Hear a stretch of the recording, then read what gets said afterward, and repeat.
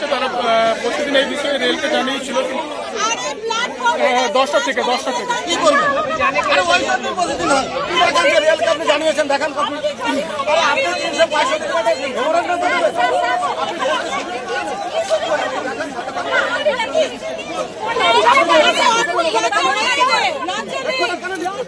আমরা তো